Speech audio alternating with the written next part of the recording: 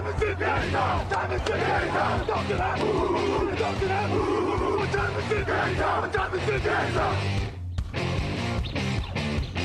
gun, Hulk left slot, Dixie left, T left, Mercedes, wide chip, Ricky, Fever left, 75, Katie, Omaha, quick going.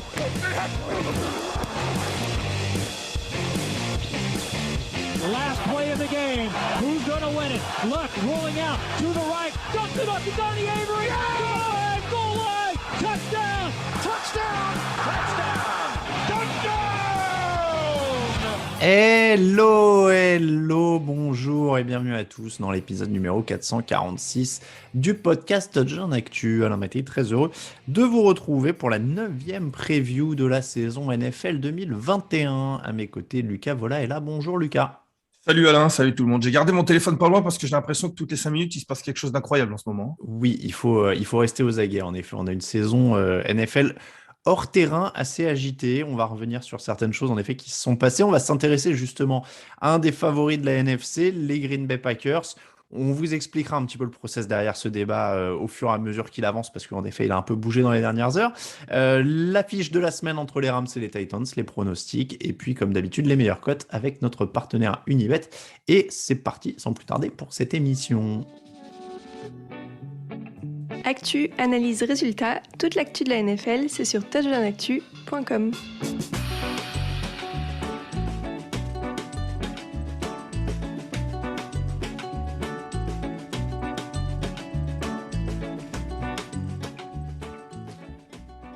Cette victoire, une seule défaite, victoire contre les Cardinals. Les Packers sont l'équipe en forme de la NFL actuellement.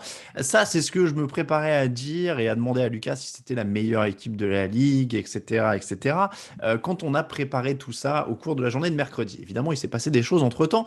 Aaron Rodgers est positif au Covid, il n'est pas vacciné, après avoir laissé entendre qu'il l'était, mais bon, visiblement, il ne l'était pas.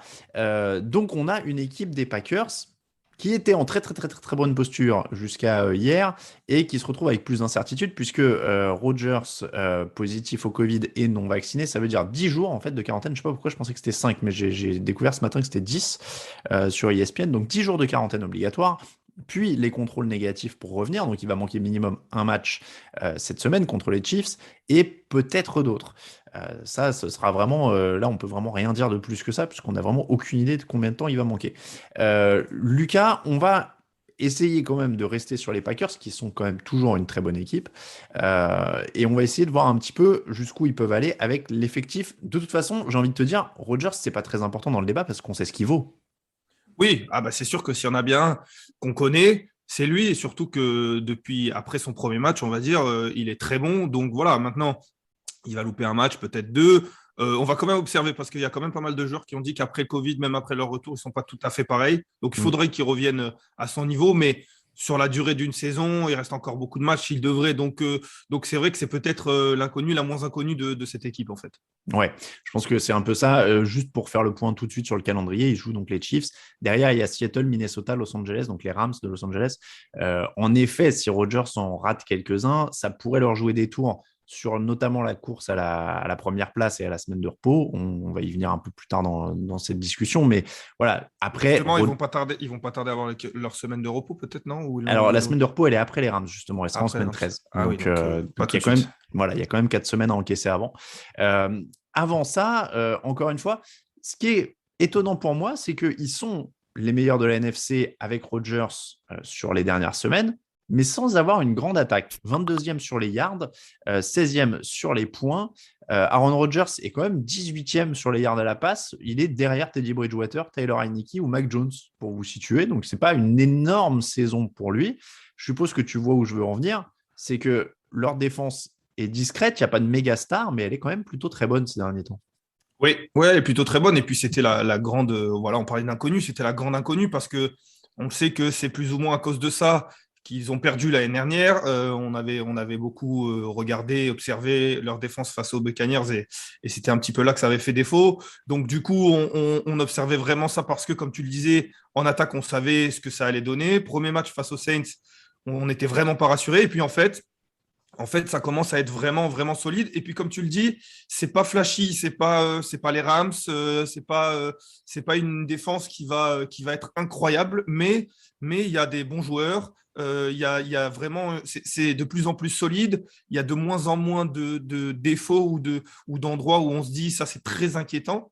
Et comme tu le dis, du coup, ça donne un niveau global qui s'élève et qui laisse la possibilité à l'attaque, même si, comme tu le dis, elle est pas, en tout cas, Rodgers, c'est pas incroyable ou n'affiche pas des statistiques magnifiques, mais comme l'attaque est complète et que peut marquer quand même des points contre à peu près n'importe qui, eh ben, ils n'ont pas besoin d'une défense top 3, ils ont besoin d'une défense top 10, et je pense qu'ils l'ont.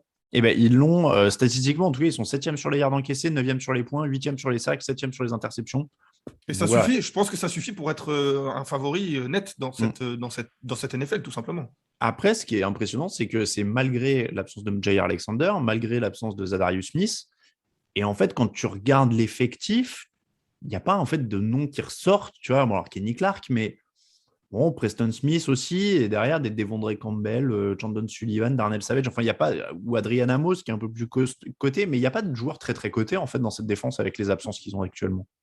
Non, c'est ce que je disais. C'est pas, c'est sûr. Par exemple, je compare beaucoup aux Rams parce que c'est la NFC et que c'est, on va dire globalement peut-être la défense qui nous vient à l'esprit directement quand on parle d'énorme défense. Et forcément, quand on parle de cette défense, elle a un niveau moyen très bon, mais on pense à Jalen Ramsey, on pense à Aaron Donald, on pense à des joueurs flashy. Là, il n'y en a pas forcément, comme tu le dis. C'est vrai que peut-être que le meilleur joueur, notamment le meilleur joueur face aux Cardinals, c'était peut-être Campbell. Et c'est vrai que ce n'est pas forcément le joueur qui nous saute aux yeux ou à qui on pense directement, mais pourtant, il fait un super match. Et cette défense, globalement, sur toutes les lignes, il y a des joueurs qui sont solides. Rasul Douglas qui joue aux Cardinals avant, qui s'est pas forcément installé et qui devient un joueur, ou en tout cas qui s'affirme comme un joueur correct, voire plus dans cette équipe. Donc c'est vrai que, et en plus, comme tu l'as dit, il y a la blessure de Jair Alexander qui, on s'est dit, c'était le meilleur défenseur l'année dernière, qui est peut-être un des meilleurs quarterbacks. Si c'était le meilleur de la ligue, il se blesse. On se dit déjà dans des lignes arrière qui sont un petit peu en dedans, qui étaient en dedans l'année dernière, ça va être compliqué. Finalement, ça ne l'est pas plus, voire même, je ne dis pas que la blessure a fait du bien, au contraire, mais en tout cas, c'est de moins en moins un point négatif, ces lignes arrière du côté de Green Bay. Ouais, non, mais clairement, il y a un truc qui est suffisamment solide parce que tu l'as aussi évoqué, l'attaque, ça va au-delà de Rodgers. Et je sais qu'il y a un joueur que tu trouves sous-coté parce que tu me l'as dit avant l'émission, c'est Aaron Jones. Ouais, clairement. En fait, il est sous-coté parce qu'il joue avec Aaron Rodgers et parce qu'il joue avec Davante Adams. Et en fait, c'est bien normal. Ce sont des joueurs incroyables. On le répète, en tout cas, je le répète à qui veut bien l'entendre, ils ont une alchimie incroyable. Et même si tu le disais, si les statistiques sont pas faramineuses cette année, ça reste quand même deux joueurs de futur Hall of Famer, très probablement. Mais du coup, on en oublie un peu que l'attaque est complète. Et c'est aussi pour ça que ces statistiques, notamment à la passe, ne sont pas autant que certains autres, parce qu'ils n'hésitent pas à courir, parce qu'ils ont Aaron Jones, pardon. Et je le trouve en effet très, très sous-coté, parce que la ligne offensive est de mieux en mieux, je dirais, mais il a réussi à faire avec une ligne offensive pendant plusieurs semaines, notamment l'année dernière, qui n'était pas forcément incroyable. Et donc, quand on met en plus une ligne offensive qui s'améliore, notamment sur le run block, ça donne un joueur très, très fort. Et c'est vrai qu'on en parle peu, mais pour moi, je n'ai pas les running backs en tête, mais pour moi, je dirais top 5 de la ligue parce qu'il est vraiment, il est capable de… Et puis, c'est le running back moderne en plus. Il est capable d'offrir une solution à Rodgers à la passe. Donc, vraiment, en effet, sous-coté parce que, de fait, il est dans un effectif où on ne parle pas forcément de lui dès le début, mais il est vraiment très important et très, très fort. Oui, moi je te rejoins. Et c'est vraiment un excellent coureur. Et en effet, mais il y a aussi en plus Edgy Dillon. Il y a un vrai duo en fait, de coureurs. Et pour les défenses adverses, ça commence à être très, très compliqué. Les deux sont à 4 yards et demi de moyenne par course. Les deux sont quand même costauds. C'est vraiment une attaque ultra complète, tu l'as dit, avec ces deux mecs-là, ça fait une base quand même assez puissante. La question maintenant, c'est de savoir, est-ce que cette base-là, plus cette bonne défense-là, puisque ce problème se pose depuis hier soir, est-ce que ça peut suffire pour gagner avec Jordan Love? Sachant que là, pour le coup, autant on sait tout de Aaron Rodgers, autant on ne sait rien de Jordan Love. Gagner quoi? Gagner le championnat, non? Non, gagner des matchs. Un match. Deux, trois matchs là, dans les semaines à venir.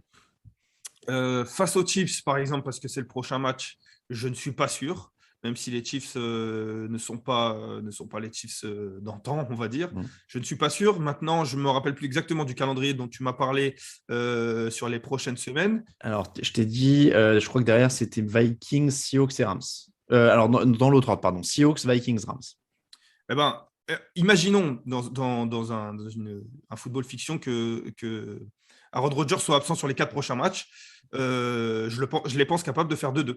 Ouais. Avec 2 victoires face aux Vikings et aux Seahawks, par exemple, parce que pour moi, sans Aaron Rodgers, ils ne sont plus dans les top équipes de la NFC et donc, ou dans les top équipes de la NFL. Donc, face aux Chiefs et aux Rams, ça peut être compliqué. Par contre, ils sont toujours meilleurs que les Seahawks ou que les Vikings, même si les Seahawks, Russell Wilson devrait revenir. Moi, je trouve ça bien qu'Aaron Rodgers en fait, soit absent parce que ça nous permet de faire une revue d'effectifs plus complète des autres, dit-il en essayant de se rattraper aux branches. Après, non, mais c'est vrai, mine de rien, ça fait une bonne revue d'effectifs. Oui. Il y a 2 choses qui me font dire qu'il va falloir observer. C'est la blessure de Robert Tonyan, le tight end, qui s'est blessé la semaine dernière et qui devrait être lui absent pour plusieurs semaines. Je ne sais pas s'il a pour toute la saison. Voilà, la saison terminée. Ouais. Du coup, on sait que quand même le tight end, c'est important dans toutes les attaques et notamment dans l'attaque d'Aaron Rodgers. Voilà, voir comment il va être remplacé. Mercedes Lewis, ce n'est pas forcément Robert Tonyan. Donc, à voir. Et puis, la défense en red zone, de l'autre côté, ça a été un gros problème depuis le début de la saison. Ça a été mieux face à Washington, ça a été mieux face aux Cardinals. Maintenant, il faut que ça continue comme ça. Donc le match, j'allais dire une bêtise. Bon, bref, ils n'ont pas un énorme calendrier derrière. Hein. Après, quoique, il y a quand même Chicago, il y a quand même Baltimore, Cleveland et Minnesota à nouveau. Donc, ouais, il y a quand même un gros calendrier. Ce que j'allais dire surtout, c'est est-ce qu'on n'a pas ce débat pour rien? Et je m'explique que comme tous les ans, en fait, depuis 2-3 ans à Green Bay, ça va se jouer sur les playoffs, le coaching en playoffs. Et donc, sur cette question-là, est-ce que tu as vu des signes positifs ces dernières semaines? Oui, alors sur les matchs en playoff, je ne peux pas répondre. Mais en tout cas, sur le coaching, j'ai bien compris ta question. Sur le coaching, on en a parlé avec Raph mardi. J'ai trouvé que le match face aux Cardinals envoyait un bon signal vis-à-vis du coaching de Matt LaFleur parce que je l'ai trouvé bon. Et avec Raph, on disait que c'est vrai qu'on avait beaucoup d'interrogations sur lui dans les grands matchs, notamment les playoffs. Bon, forcément, comme on le dit, on ne pourra pas voir, mais c'était un grand match. Il lui manquait Davante Adams, il lui manquait d'autres receveurs. Alors certes, il avait Aaron Rodgers, mais je l'ai trouvé bon sur toute la durée du match. Donc, même s'il y a encore des choix de time-out, de temps mort, notamment face aux Cardinals, qui posent un petit peu question, à 2 reprises, il y a 2 temps morts qui sont pris, qui auraient pu coûter cher à la fin. Donc, il y a encore de la progression, je pense. Mais même si on sait que Rodgers, il aime beaucoup jouer avec l'horloge, et du coup, des fois, je pense que ça doit un petit peu déstabiliser l'entraîneur, mais il ne doit pas être déstabilisé, c'est lui qui gère. Donc, je l'ai trouvé mieux. Il y a encore de la progression, mais il y a encore quelques semaines. Donc oui, je vois vraiment, je vois du mieux, je vois comment ça pourrait s'améliorer. Ouais. Ils ont encore une fois donc le calendrier qui va être perturbé par l'absence de Rodgers, qui pourrait leur coûter la première place à la semaine de repos.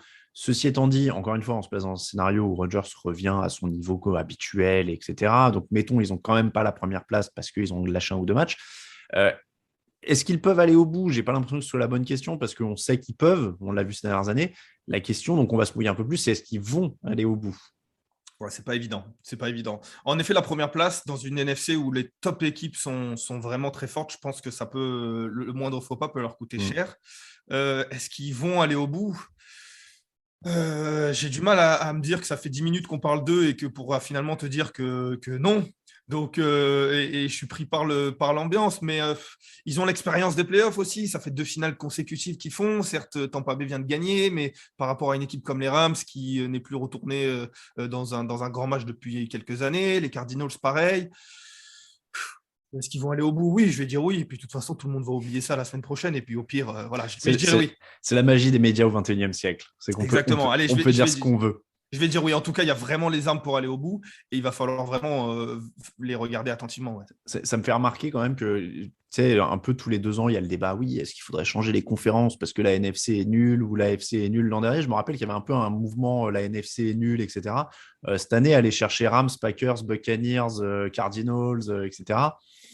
Ah, Ça mais va. j'en ai parlé la semaine dernière. Pour moi, l'année dernière, c'était vraiment l'AFC. Il y avait des équipes incroyables, Ouais. les Chiefs et tout ça. Et puis cette année, l'AFC est un petit peu en dedans. Les Mm. Chiefs sont plus au top. Baltimore, enfin, l'AFC Nord, on sait même pas qui va gagner l'AFC Nord. Alors que de Mm. l'autre côté, comme tu le disais, je pense qu'on connaît déjà les gagnants de division quasiment. Même s'il n'y a que à l'Ouest, ça sera Rams ou Cardinals, mais les Ouais. deux vont se qualifier. Non, mais Ça va être compliqué. c'est très très fort. Et moi, c'est pour ça que je pense que Green Bay va peut-être pas aller au bout parce que j'ai du mal à les voir taper les Rams ou les Buccaneers en playoff. Je sais pas, parce que les échecs de ces dernières années, parce que les humeurs d'Aaron Rodgers, parce que. Donc pour moi, non. Voilà. Même si ce sera évidemment oublié aussi. Je pourrais dire que j'avais tout vu venir s'ils sont super bons. Et qu'on avait fait un débat dès la semaine 9. Exactement. L'affiche de la semaine. L'affiche de la semaine, elle oppose justement une de ces superbes équipes de la NFC qui sont les Los Angeles Rams et ils reçoivent les Tennessee Titans. Ce sera dans la nuit de dimanche à lundi à 2h20 du matin. Une affiche avec plein d'intrigues. Von Miller qui vient d'arriver aux Rams, Derrick Henry qui vient de se blesser aux Titans. Tout ça, c'était dans les news de l'émission de mardi d'ailleurs. Miller devrait avoir un rôle limité au mieux, hein, je pense. Il était inactif à cause d'une douleur à la cheville la semaine dernière. Alors, je ne sais pas si c'était mi-douleur à la cheville, mi-diplomatique vu qu'il était sur le départ. Mais je ne vois pas trop comment on pourrait s'étendre sur son impact éventuel Non, non, puisque mais là, de il toute arrive façon. dans un nouveau système en plus. Oui, après, je vais caricaturer totalement. Un pass rusher, on lui dit essaie d'atteindre le quarterback et on verra, même si c'est bien plus compliqué que ça, bien entendu. Mais c'est vrai qu'on va le voir sur la durée, son impact avec les joueurs autour de lui. Alors, par contre, l'absence de Derrick Henry, ça pose un gigantesque problème pour Tennessee. Statistiquement, les Rams ne sont pas une défense folle. Statistiquement, ils sont au-dessous des Packers, par exemple, dont on parlait tout à l'heure. Mais ils ont énormément de playmakers. C'est vraiment tout l'inverse de la défense de Green Bay. C'est-à-dire que là, pour le coup, il y a des noms ronflants. Il n'y a peut-être pas toujours les stats. Les Titans ne sont quand même pas dans des conditions idéales pour se dire on découvre la vie sans Derrick Henry maintenant et on commence par les Rams, quoi. Ah oui, ouais, clairement, comme tu dis, la défense statistiquement est peut-être pas incroyable, mais bon, déjà, il faut à chaque fois pondérer. Ils ont joué déjà les Buccaneers, ils ont joué déjà les Cardinals, donc ça fait mal aux statistiques défensives, ce genre d'équipe. Et en effet, pour les Titans, comme tu le dis, ils auraient pu tomber contre une équipe pour pouvoir implémenter leur jeu aérien au fur et à mesure et tout ça. Là, ils tombent directement contre un favori tout simplement de la NFL. Donc, c'est vrai que ça va être compliqué pour eux. Et on en parlait la semaine dernière. Je disais que sans Derrick Henry, ça reste une belle équipe qui va pouvoir gagner des matchs. Mais par contre, sans Derrick Henry, ils ne pourraient pas gagner des grands matchs, ils ne pourraient pas passer l'étape au-dessus. Et typiquement, les Rams, pour moi, c'est l'étape au-dessus. Et je ne les vois pas gagner face aux Rams pour les raisons qu'on évoque. Et puis, ils ont un problème, à mon sens, c'est que Julio Jones a quand même un mal fou à être en bonne santé cette année. Il est gêné constamment par ses ischios. Il a manqué le dernier match à cause de ça. C'est encore plutôt l'incertitude de savoir s'il va le jouer cette fois-là ou pas. Donc, il y a Jalen Ramsey en face. Donc, Edgy Brown, il va sûrement se coltiner Jalen Ramsey. Et derrière, il y a qui les meilleurs receveurs en termes de ballons captés cette année derrière Brown et Jones, c'est Jeremy McNichol, c'est Chester Rogers. Alors, avec tout le respect que j'ai pour eux, voilà, je ne dis pas qu'il fallait absolument garder, par exemple, un Corey Davis qu'ils avaient l'an dernier, mais qui est finalement plus jeune que Julio Jones et qui montait en puissance au fur et à mesure de sa carrière. Mais on voit au final, tu vois, Davis, il a joué 6 matchs, il en a même raté un pour les Jets. Mais je me demande s'il n'a même pas capté plus de ballons que Julio Jones. Tu vois, je ne suis pas convaincu par le pari de Julio Jones pour l'instant. C'est sûr qu'il est souvent blessé. Et en fait, on se dit, bon, il est blessé, il n'a pas pu vraiment montrer ce qu'il valait. Mais en fait, quand on prend un joueur de cet âge-là, même si ce n'est pas forcément encore le plus vieux des joueurs, mais il est expérimenté, c'est la façon un petit peu politique de le dire, on s'expose justement à des blessures comme celle-ci et un joueur qui est peut-être pas dispo tout le temps. Donc en fait, comme tu dis, c'est un pari qu'on fait. Et c'est vrai que le pari, pour l'instant, il n'est pas forcément réussi. Et je pense que, pour prolonger le débat, c'est un petit peu la clé de la suite de la saison des Titans parce que AJ Brown, on le connaît, il est bon, il va faire ses statistiques, mais il va tomber contre le cornerback numéro 1. Alors, cette semaine, c'est Jalen Ramsey, ça va être pas évident. La semaine d'après, ça sera peut-être un petit peu moins fort. Il va peut-être faire… Mais en fait… Voilà, il faudra le receveur numéro 2 qui est Julio Jones. Quand même, quand on a normalement un receveur numéro 2 qui s'appelle Julio Jones, on se dit que bon, on peut voyager. Maintenant, il va falloir que ça soit vraiment Julio Jones ou une grande partie, 90% de Julio Jones qu'on connaît. C'est un petit peu la clé, ouais. Ouais, et j'étais en train de vérifier. Julio Jones, cette année, c'est 17 réceptions en 5 matchs. Corey Davis, c'est 24 réceptions en 6 matchs. Donc, tu vois, dans un sens, la continuité n'aurait pas fait de mal. Après, encore une fois, hein, c'est facile de refaire l'histoire et de dire, voilà. Mais je trouve ça compliqué en ce moment de croire en ça et ça va les mettre en position extrêmement difficile contre les Rams. Et puis derrière, tu rajoutes, parce que ces derniers temps, tu nous disais que la défense des Titans, on l'a sous-coté, on l'a sous-estimé avec Raphaël. Bon, là, il faut avouer qu'ils vont être face à un sacré test face à l'attaque des Rams. Oui, et je continue à dire d'ailleurs qu'elle est sous-cotée parce qu'en fait, elle prend pas mal de points. La semaine dernière, ils prennent 31 points, je crois, quelque chose comme ça contre les Colts. La fois où on en parlait, c'était face aux Bills où ils avaient pris aussi 30 points. Mais en fait, certes, ils prennent des points, mais je les trouve bons, je les trouve capables de provoquer des turnovers et on l'a vu face aux Colts de nouveau. Et donc, du coup, je l'ai trouvé assez bon pour donner cette possibilité à l'attaque. Maintenant, là, c'est vrai qu'il va falloir qu'elle soit très bonne. Et face aux Rams, il passe un test incroyable, comme tu l'as dit. Matthew Stafford, il découpe quasiment tout le monde depuis le début de la saison. C'est encore une fois, c'est la deuxième hebdomadairement que je vais faire déclaration d'amour de Cooper Kupp, mais je vais être obligé de le citer puisqu'on en parle de nouveau. Je vois quasiment personne être capable de ralentir Cooper Kupp dans cette défense des Titans. Donc en effet, ce match-là, il va être très compliqué pour Tennessee. Alors, en même temps, le mec est sur des bases de 2 milliards. Il est incroyable. Tu peux lui déclarer ton amour autant que tu veux. Il est sur les bases de 2 milliards. Donc, c'est incroyable. Vas-y, oui. Je le voyais dans le top 3 cette année. Mais si Davante Adams continue d'être blessé, il devrait potentiellement revenir. On va en parler peut-être. DeAndre Hopkins, qui pour moi étaient les deux joueurs qui étaient meilleurs que lui sur la saison, du moins. Lui aussi fait des allers-retours à l'infirmerie. On peut dire qu'en ce moment, en tout cas, c'est le meilleur receveur de la ligue. Nettement. Ouais, c'est possible. Darrell Anderson est sur les bases de milliards aussi, hein, comme quoi ils ont aussi un jeu au sol. Matt Stafford s'est bien adapté. Franchement, voilà, je pense que c'est pas outrancier de dire que les Titans sont quand même assez nettement outsiders sur ce match. Clairement. Et puis on parlait du jeu de passe. Le jeu de passe, il est souvent bon parce qu'il y a des play action, parce qu'il y a cette menace au sol. Elle n'y sera plus ou elle y sera beaucoup moins. Donc tout ça va baisser d'un cran. Et face à une grosse équipe, comme tu le dis, en tout cas, les Rams sont en effet clairement favoris. Et on parlait des favoris de la NFC. Clairement, les Rams sont tout en haut avec Green Bay aussi là-dedans. Le pronostic de ce match, du coup, j'ai l'impression qu'il ne va pas être très surprenant. Los Angeles, en effet. Los Angeles. Pour tout le monde, tous les autres pronostics, c'est maintenant. It's time, baby! Make it special tonight! Make tonight special! It's our night, and it's our division. It's our time to go win it. We're gonna start fast and finish strong. Yes, sir. Here we go. Work on three. 1, 2, 3, work!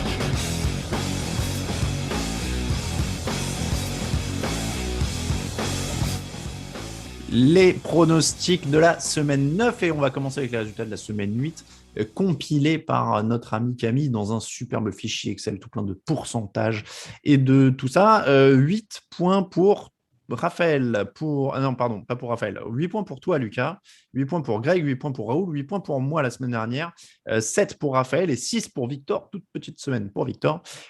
Au classement général, Raphaël est premier avec 83 points, je suis avec 82, Raoul 81, 79 pour Victor, 77 pour Lucas, 76 pour Grégory. Je vous donne les pourcentages du coup, puisqu'ils sont là. Raphaël est à 68% de bons pronostics, 67,2 pour moi, 66,4 pour Raoul, 64,8 pour Victor, 63,1 pour toi Lucas et 62,3 pour Grégory. La semaine a été dure. Hein. Je suis plus dernier, en tout cas. Moi, ça, c'est surtout ça qui me rassure. C'est ça. Mais il n'y a pas tant d'écart que ça. Hein. Tant Greg 4, il y a 6 points d'écart, 7 points d'écart entre le premier et le dernier. Ouais, non, mais de toute façon, je l'ai dit mardi, j'ai qu'un objectif, je ne sais pas de finir premier, c'est de finir devant Raph. Bon, 7 points d'écart avec encore du coup 9 semaines de saison régulière, même 10 du coup, ça va, tout est encore possible. Les matchs donc de la semaine, dans la nuit du jeudi au vendredi à 1h20 du matin, puisqu'on est toujours en décalage hors d'été avec les Américains. Indianapolis Colts, New York Jets, Mike White sera encore titulaire. Peut-il doubler la mise selon toi ? Peut-il doubler la mise? Gagner, avoir une deuxième victoire, non. J'annonce mon pronostic tout de suite, non. Maintenant, je pense qu'il peut faire de nouveau un bon match. Ils ont la confiance. Ils affrontent pas non plus une défense qui est solide, qui est bonne, mais qui est pas non plus une des meilleures défenses du championnat, un petit peu similaire aux Bengals, je dirais, l'équipe qu'ils ont battue. Donc, pourquoi pas de nouveau faire un bon match, de nouveau gagner un petit peu de confiance, de nouveau mettre la pression sur Robert Saleh avec Zach Wilson qui va revenir, même si je pense qu'il restera titulaire. Donc, en tout cas, il va être observé et ça donne un match un peu plus sympa à observer qu'avant la semaine 8, par exemple. Ouais, non, mais oui. Après, j'ai un peu envie de dire que c'est tout ou rien. C'est-à-dire que, tu sais, soit il retombe complètement, et c'était vraiment genre un coup de chaud, et là, Indianapolis est sérieux, parce qu'en plus, ils sortent d'une défaite, ils mettent le paquet dans les tranchées, ils les écrasent. Soit il y a une sorte de petite hype Mike White qui se monte. Après, je suis comme toi, je pense que ça va être dur de doubler la mise face aux Colts, surtout que les Bengals ne l'ont pas vu venir. Là, les Colts sont prévenus. Donc je vais dire Colts également, puisque donc c'est bien Colts, hein, ton pronostic. Ouais, Colts. On passe au match du dimanche. On revient à 19h, hein, si je ne dis pas d'ânerie, parce que les Américains vont passer à l'heure d'hiver dans la nuit de samedi à dimanche. C'est très technique tout ça. C'est déjà compliqué l'heure d'hiver chez nous, mais alors quand en plus tu dois gérer avec les décalages horaires, avec les pays, ils ne font pas tous en même temps. Pendant un moment, c'était 2 semaines. Nous, ça sera qu'une semaine, je crois. Ouais, ça fait 1 ou 2 ans maintenant qu'il n'y a plus qu'une semaine. Baltimore Ravens, Minnesota Vikings. Mike Zimmer est toujours là pour les Vikings. Baltimore sort d'une semaine de repos. Ils ont perdu contre Cincinnati avant la semaine de repos. On peut penser qu'ils vont revenir en place et motivés. Ouais. Pour moi, les équipes bien coachées, et c'est le cas de Baltimore, après une semaine de repos, quand on a 2 semaines pour préparer une équipe, parce que ça fait 2 semaines qu'ils savent exactement qui joue contre les Vikings, ils ont pu les observer, et c'est du coup rare dans une NFL où ça va très vite, où il faut préparer une semaine sur l'autre. Pour moi, les équipes bien coachées comme ça, elles reviennent, elles font des grosses performances, notamment à domicile, en plus avec une défaite qui suit face aux Bengals, et en plus face aux Vikings qui sont vraiment pas au top en ce moment. Je pense vraiment que Baltimore va faire une grosse impression cette semaine. Est-ce que, d'après toi, en les observant pendant 2 semaines, ils ont fait s'ils avaient un peu d'audace au niveau de l'attaque au coaching, ils pourraient gagner, mais bon, ça va, on est tranquille. Ouais, il y a des chances que Harbaugh il regarde le match des Vikings à chaque fois qu'ils se mettent la main sur le front comme ça et qu'ils disent mais qu'est-ce qu'ils font, pourquoi avec tout ce qu'ils ont, mais bon, tant mieux pour eux, hein, Oui. Tant mieux pour Baltimore, je veux dire, si les Vikings n'avancent pas. Bon, donc Ravens pour tout le monde, si j'ai bien compris. En tout cas pour moi. Panthers, Patriots, des bons Patriots, hein, on l'a dit, 10e attaque, 8e défense sur les points, mais gros test quand même pour Mac Jones. La défense de Carolina, ça rigole pas hein, depuis le début de l'année, donc là, ça va pas être facile. Et puis un Stephen Gilmore qui motivé. Qui va être motivé, qui fait un bon match. Shaq Thompson qui fait un super match la semaine dernière. En effet, la défense de Carolina revient au top. C'était vraiment c'était vraiment le point fort de cette équipe en début de saison. C'est ça qui leur a permis de gagner des matchs. Maintenant, face aux Patriots, il va falloir qu'ils soient au moins aussi bons que dimanche dernier. Ils sont capables. Voyons voir comment New England va jouer contre ça. Ça va être intéressant. Ce match va être intéressant. Les 2 équipes sont à 4-4. Je suis vraiment excité en tout cas de ce match dimanche. Oui, parce que Sam Darnold est toujours en protocole commotion, je crois, au moment où on se parle. Ouais. McCaffrey devrait revenir. Oui, on attend d'être sûr. Il a repris l'entraînement. Ouais, moi je pense que en tout cas, ouais. Parce que Matt Rhule a dit que le but dimanche, ce serait de faire tourner les coureurs. Donc, s'il revient, McCaffrey, ce ne sera pas dans le même rôle que d'habitude. Et en fait, moi, là où je veux en venir, c'est que je dis que c'est dur pour Mac Jones, mais ça va aussi être très dur pour l'attaque de Carolina, a priori, parce que si c'est PJ Walker qui joue, et même si c'est Sam Darnold qui joue d'ailleurs, la défense des Patriots, c'est quand même costaud. Ils autorisent une évaluation de 82,5 au quarterback adverse. Il n'y a que les Bills et Saints qui font mieux. Donc, c'est quand même compliqué de jouer les Patriots quand tu es un quarterback. Bah déjà, l'attaque de Carolina, j'ai l'impression que sans McCaffrey, c'est compliqué face à tout le monde. Déjà. Donc, en effet, quand en plus tu joues contre une équipe des Patriots qui a une défense qui passe un peu sous les radars, comme tu le disais, parce que quand on regarde les statistiques, elles sont bonnes. Ils ont réussi à mettre à mal un petit peu pas mal d'attaques. On se rappelle même de Tom Brady qui a eu du mal face à eux. Donc, oui, c'est vrai que là, ça va être. Je pense que la défense va prendre le pas. Maintenant, il faudra que de l'autre côté, les Patriots, ça peut finir en 6-6 ce match. Ouais, complètement. Du coup, tu pars sur qui alors? Parce que match serré quand même. Ouais, match serré. Je dirais, les 2 équipes sont encore dans la course pour jouer les playoffs, en tout cas pour accrocher cette fameuse 7e place. Je disais la semaine dernière que je n'avais pas abandonné Carolina, mais je vais aller vers New England cette semaine quand même. Bah, New England pour moi aussi. J'ai vu que tu l'avais pas encore mis dans le fichier des pronos. Tu vois, parce que j'hésite, hein, tu l'as vu même quand tu m'as demandé. Mais, je me permets de remplir ton fichier comme ça, t'es tranquille. Vas-y. Hop, donc Patriots pour Lucas. Et bah, tout le monde est sur les Patriots pour l'instant dans la rédaction. On n'a que Grégory qui n'a pas mis encore son prono. Donc Patriots pour moi également. Bengals, Browns, choc de division. 2 équipes qui sortent d'une défaite. Mais sur la tendance du moment, on a quand même l'impression que Cincinnati a plus d'armes pour se relancer. On n'en a pas parlé parce que c'est vrai que ça fait partie des dizaines de choses qui se passent en NFL depuis 2 jours. Odell Beckham serait au bord du départ. Moi, j'ai envie de dire qu'il est temps là, non ? Qui s'en aille ? Ouais. Qu'il le coupe, qu'il passe à autre chose, quoi. Ouais, c'est compliqué.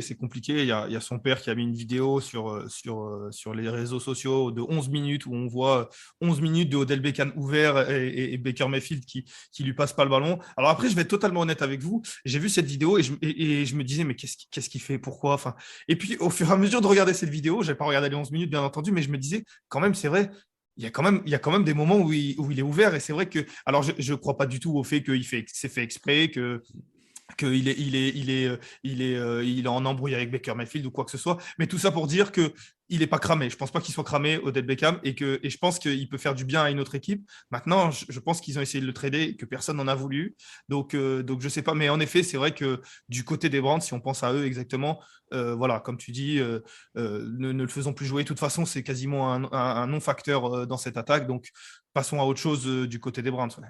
Bon, et puis j'ai envie de dire que peut-être que, enfin, je pense qu'on parle beaucoup en NFL. S'ils n'ont pas trouvé preneur pendant la trade deadline, c'est peut-être aussi parce que les autres équipes ont peut-être entendu dire que ça se passait très très mal et qu'il y avait peut-être une chance qu'ils soient libres bientôt. Ouais, clairement.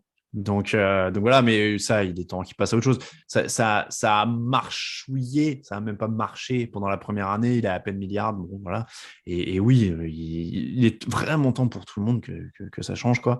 Ouais. Et donc ceci étant dit, en plus pour moi, c'est même pas là-dessus que ça se joue ce match. Pour revenir au match, les Bengals sont excellents contre la course. Et étant donné que c'est là-dessus que repose l'attaque des Browns, moi je vais sur les Bengals rien qu'en partant de ce principe-là. Oui, je pense. Et puis, ils sortent d'une défaite un match qu'ils ne doivent jamais perdre face aux Jets. Je les pense en effet, et c'est fou de dire ça, mais je les pense.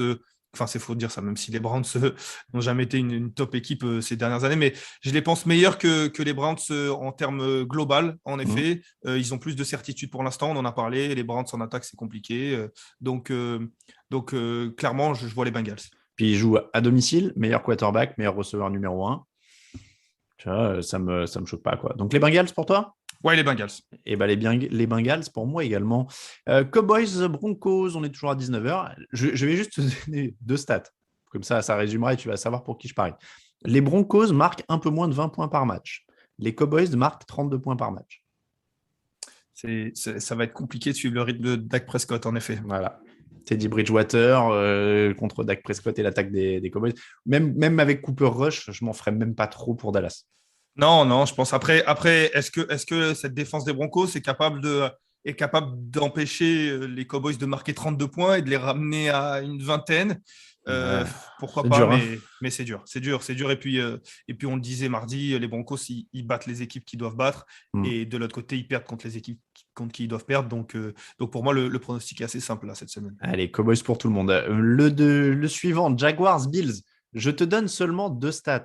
Les Bills marquent 32,7 points par match. Les Jaguars marquent 17,6 points par match.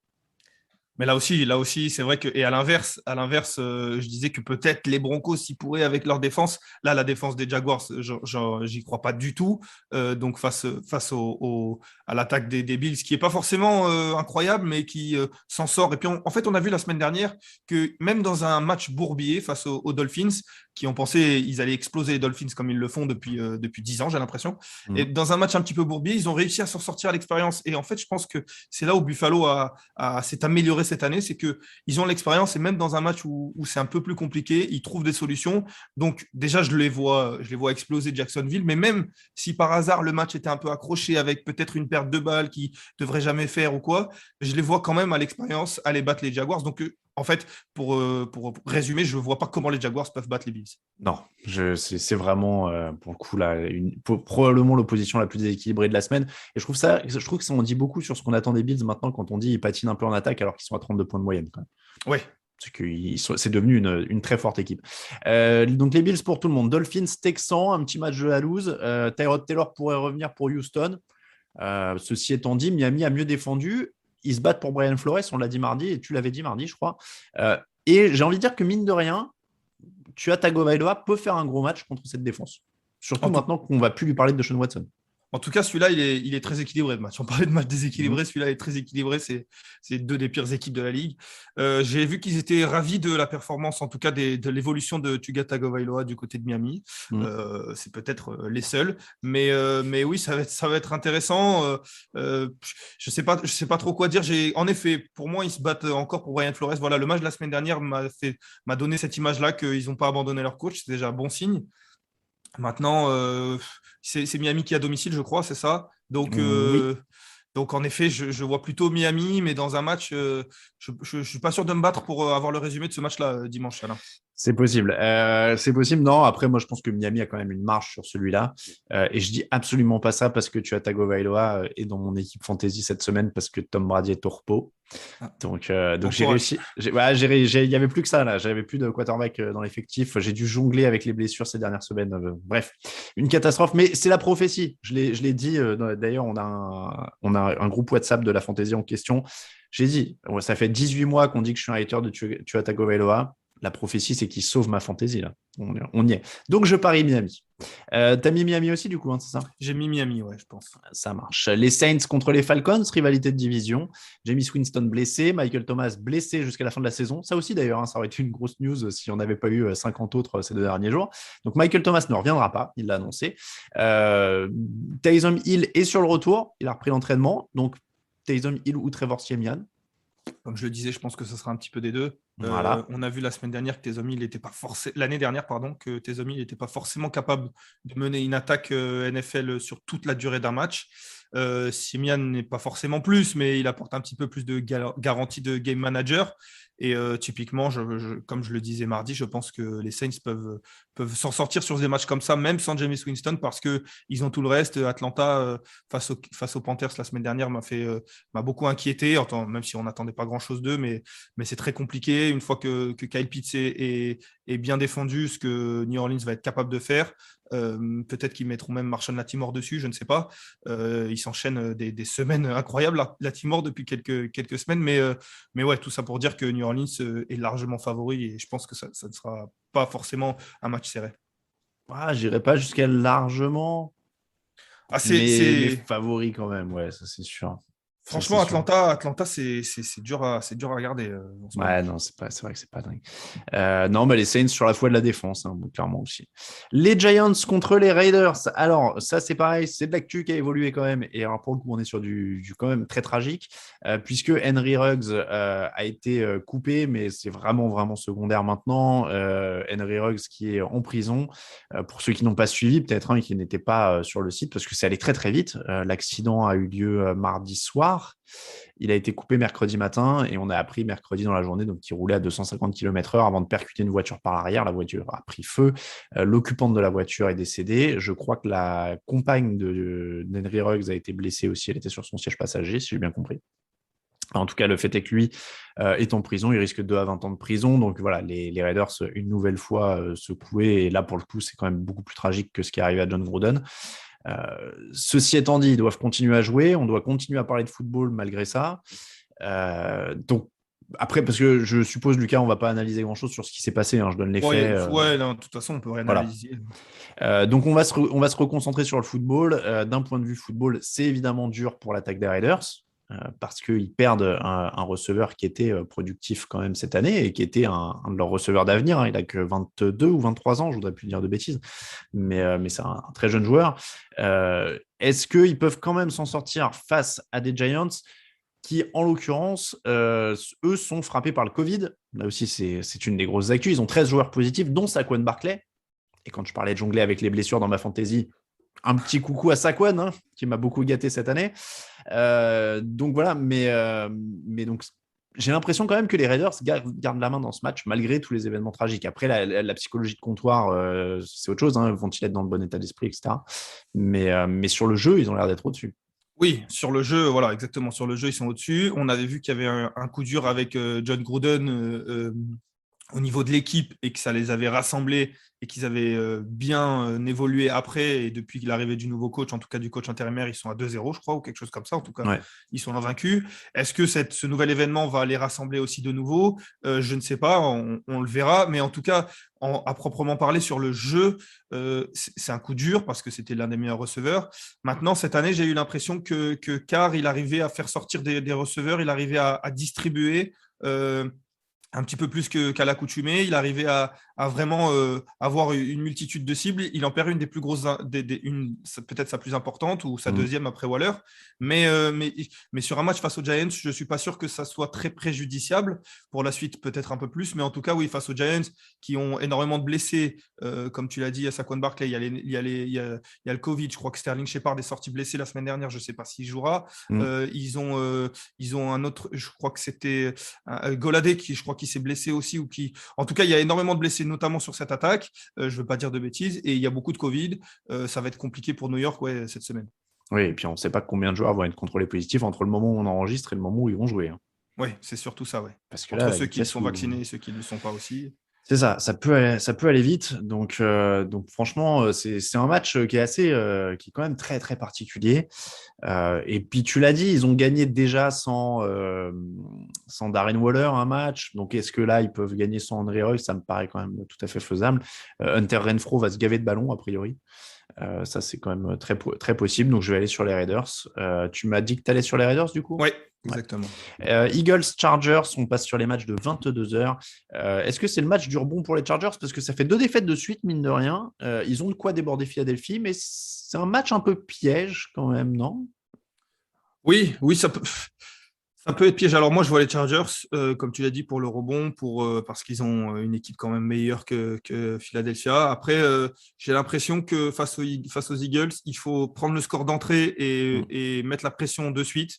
Et là, ça peut partir pendant 3 quarts temps. Et puis après, Jalen Hurts fera ses statistiques dans le 4e, une fois que tout sera plié, comme il le fait d'habitude. Maintenant, il ne faut pas se faire accrocher dans le début de match, en effet, avec cette défense contre le sol qui est très mauvaise. C'est ça. Moi, c'était mon point d'inquiétude. Bah après oui, je le disais mardi, je vais me répéter, et je l'ai dit dans le Power Ranking aussi, mais il va certainement, du côté de Philadelphia, on va certainement donner tous les ballons sauf les ballons à Miles Sanders. Je ne sais pas s'il sera de retour, mais en tout cas, s'il est de retour face à cette défense contre le sol, si je suis du côté des Eagles, je lui donne le ballon à chaque fois. Pour moi, c'est un super joueur, il faut qu'il ouvre, enfin, il faut qu'il ait des ballons. En plus, c'est le match pour, donc je vais observer ça, ouais. Bah, c'est ça. Moi, c'est vraiment ce match-up-là qui m'intrigue. Si vraiment Philadelphie se décide à courir, ils ont une carte à jouer. Après, je vais quand même aller sur les Chargers. Donc, ça va nous faire du Chargers pour tout le monde. Chiefs, Packers, on a un peu évoqué du coup ce match-up.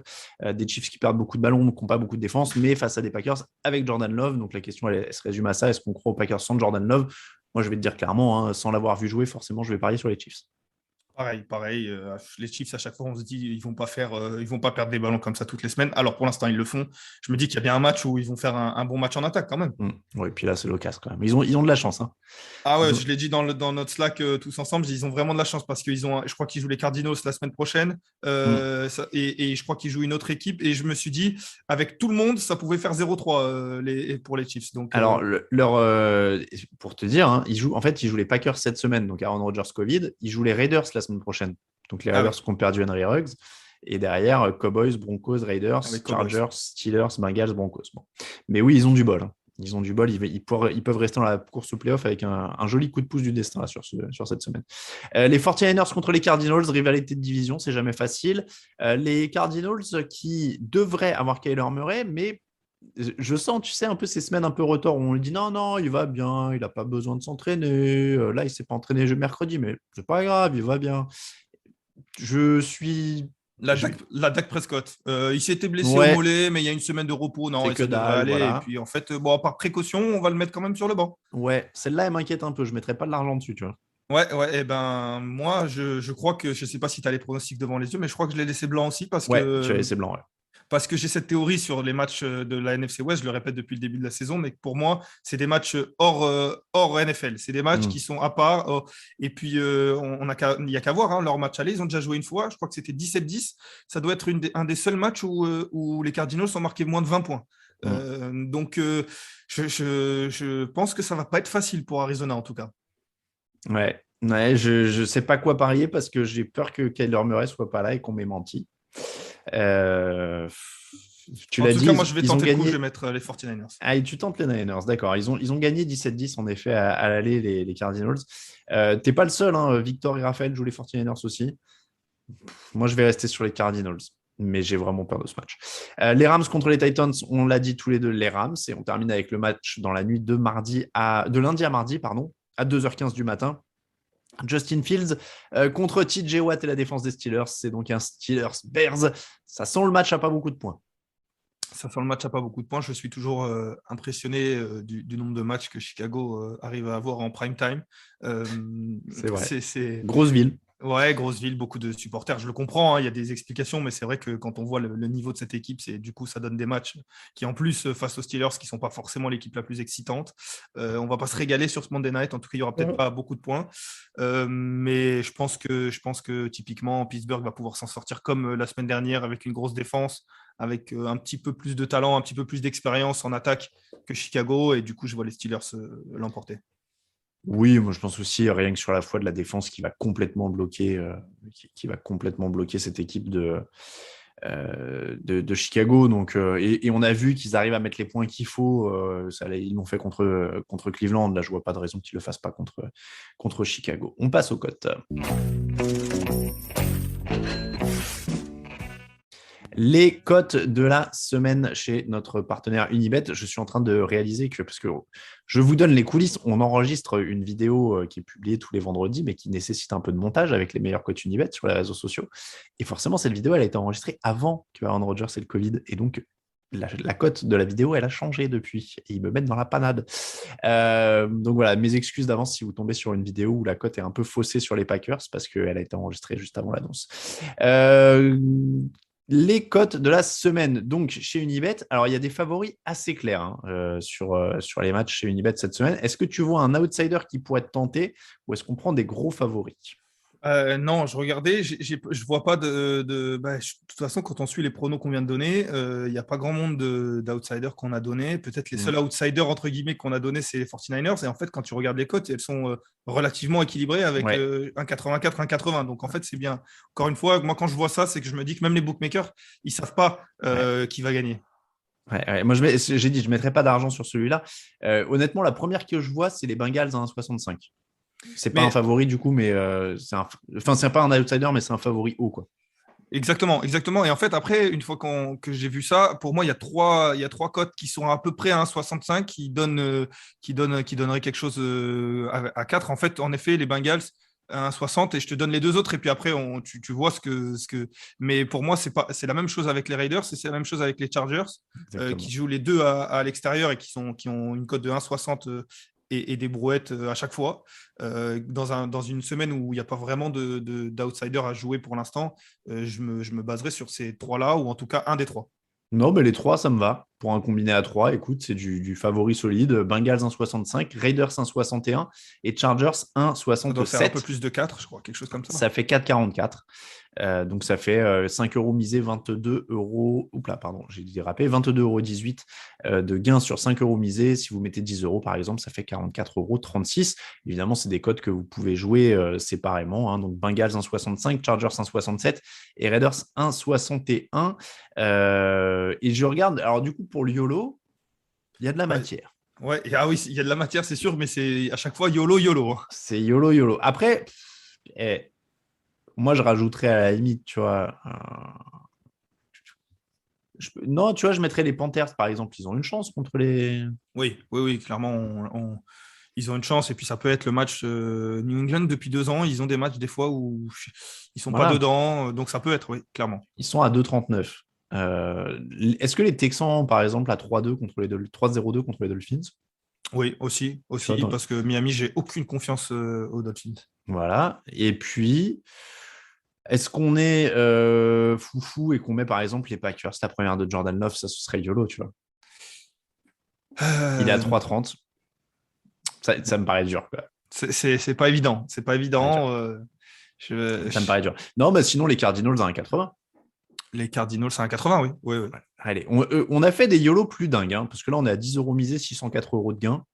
Bon.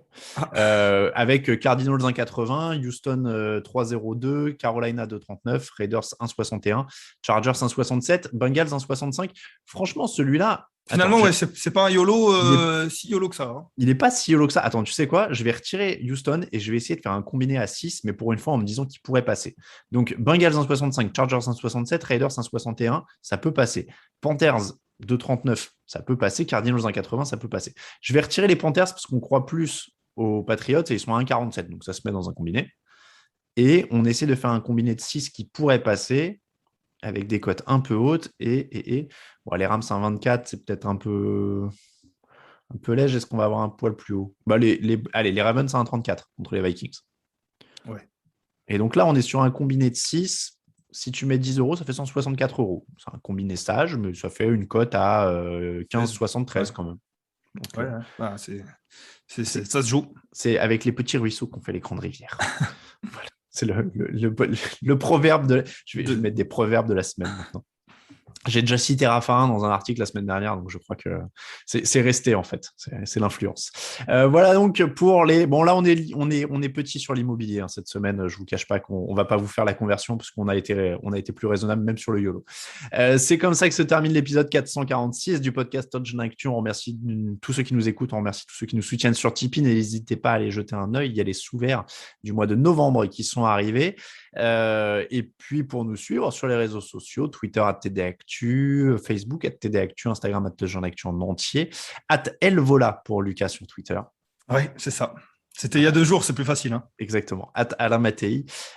Pour moi, on vous rappelle que toute l'actu de la NFL, c'est sur tdactu.com. Non, mais regarde, attends ce que je vais faire, parce que j'ai dit l'autre fois à l'antenne que j'avais des fiches que je renouvelais jamais. Là, il y a toujours le Twitter de Raoul et tout devant moi. Et hop, j'ai marqué Elvola, comme ça. J'ai mes fiches maintenant. Là, pour les 10 prochaines années, je donnerai ton Twitter. Je suis déçu parce que du coup, je vais le changer. Je pense que je vais passer à Lucas Vola. Comme ça vous mettra tu peux brouiller les pistes. Voilà donc, merci beaucoup en tout cas, Lucas, pour cette émission. Et puis, on se retrouve nous dimanche dans le fauteuil. On parlera des déceptions du début de la saison NFL. Il y aura de quoi faire. Et je peux déjà vous dire que du coup, jeudi prochain, on fera les trophées de mi-saison dans la preview puisqu'on sera pile poil à 9 semaines jouées, 9 semaines à jouer puisque maintenant, il y en a 18. Donc, comme ça, on est pile au milieu. Merci beaucoup, Lucas. Merci beaucoup à tous de nous écouter. Vous entendez la petite musique qui démarre. On se dit à dimanche 18h du coup dans le fauteuil. On est de retour à 18h. Ciao, ciao. Les meilleures analyses, fromage et jeux de mots, tout sur le foutu est en TDAQ. Le mardi, le jeudi, tel gâteau risotto, les meilleures recettes en TDAQ. Fumble pour JJ Watt, Bismuth pour Marshall Lynch, Proclash Global Beckham, Tom Brady quarterback, calé sur le fauteuil, option Madame Irma, à la fin on compte les points et on finit.